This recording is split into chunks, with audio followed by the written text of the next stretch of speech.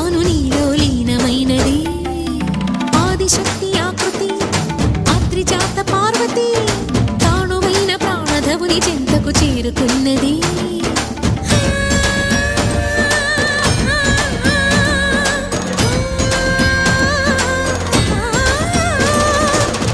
భువికి తరలించేలా ధరణి దివిని తలపించేలా